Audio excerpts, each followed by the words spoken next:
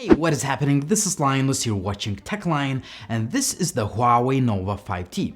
This is actually a very interesting device because it costs roughly 400 euros or a little bit more, but it ships with a flagship grade processor, great cameras, and a lot more other features. As always, if you want to learn all the pros and cons of this device, make sure to watch the entire video.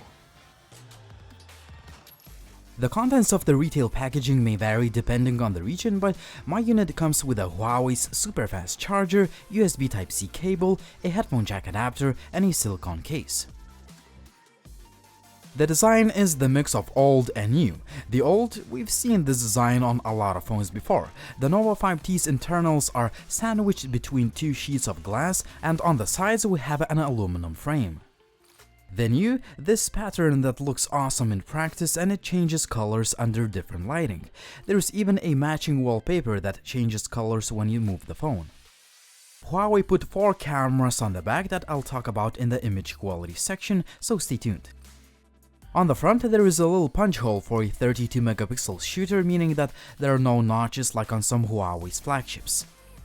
The display is really nice and sharp, and we have small bezels on each side, meaning that the device is comfortable to hold in the hand. I also love how thin this phone is, despite the fact that it has a huge battery that lasts a long time.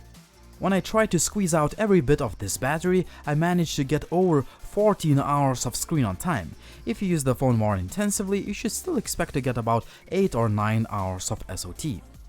There is also fast charging support out of the box, meaning that you can get about 50% of charge in less than half an hour. It takes just 1 hour to fully charge the phone. The lack of the headphone jack and the micro SD card slot will definitely upset some users, but you get an IR blaster, a tiny LED notification light, and a pretty good sounding bottom firing loudspeaker. The overall performance of the phone is really good because the Nova 5T has a flagship-grade Kirin 980 processor. In fact, this is the same chipset used in the Huawei P30 Pro, meaning that the 5T is quite a unique phone. I mean, we don't see this every day that manufacturers use their best processors in mid-range level devices, but I think it's a great idea by Huawei to do that. All the games I played on this phone run absolutely fine. Flagship-grade performance for a mid-range phone price. You don't need to be concerned about Google services as they are pre-installed and working out of the box. The EMUI 10 is based on Android 10 and it's the same as on any other Huawei phone, loaded with features and customization options, tweaks, and lots of different settings.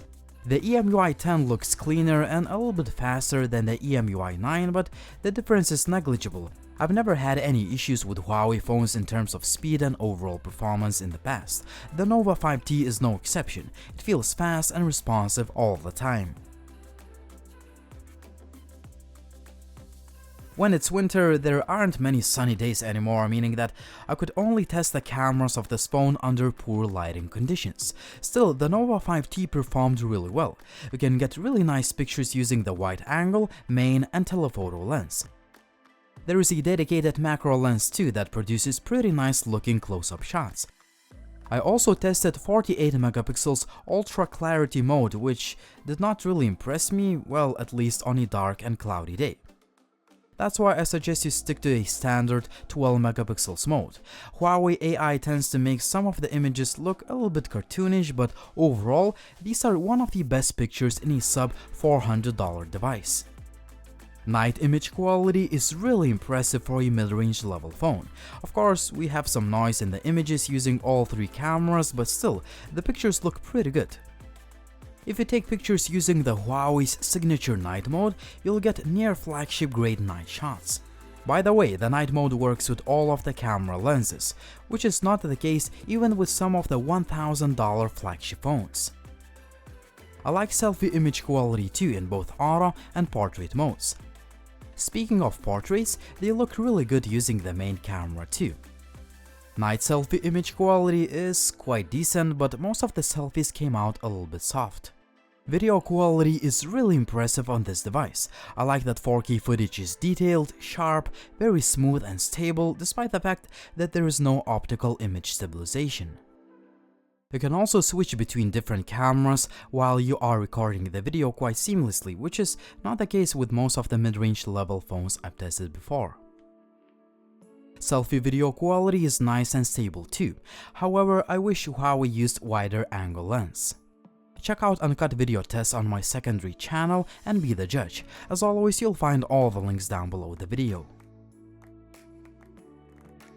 Just before we jump into the conclusions, a few test notes. All the connectivity options including NFC were great, call quality is excellent, side-mounted fingerprint scanner has been consistently fast and accurate, face unlock feature works really well whether you click the power key to wake the phone up or you simply pick up the device. Finally, there are plenty of sensors on board.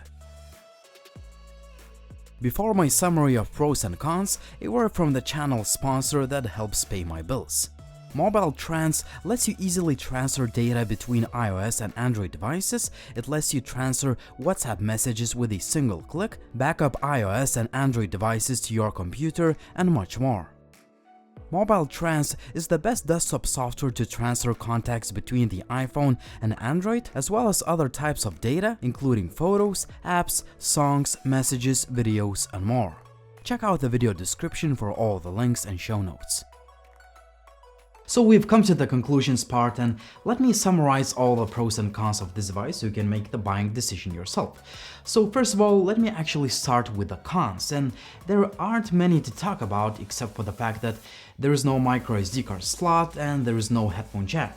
If you want me to be really picky, I could say that I wish this phone had wireless charging, I wish it had IP68 certification for water and dust resistance, but those features are usually reserved for flagship devices.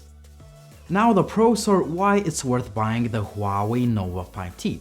First of all, I love the design, great build quality, great display, really good camera setup for a mid-range level device, great overall performance thanks to that flagship grade chipset, excellent battery life, fast charging, plenty of connectivity options, and overall, I think that the Huawei Nova 5T is a great mid-range level device that actually has a lot flagship grade qualities. But what do you think? Would you buy the Huawei Nova 5T or would you choose another option?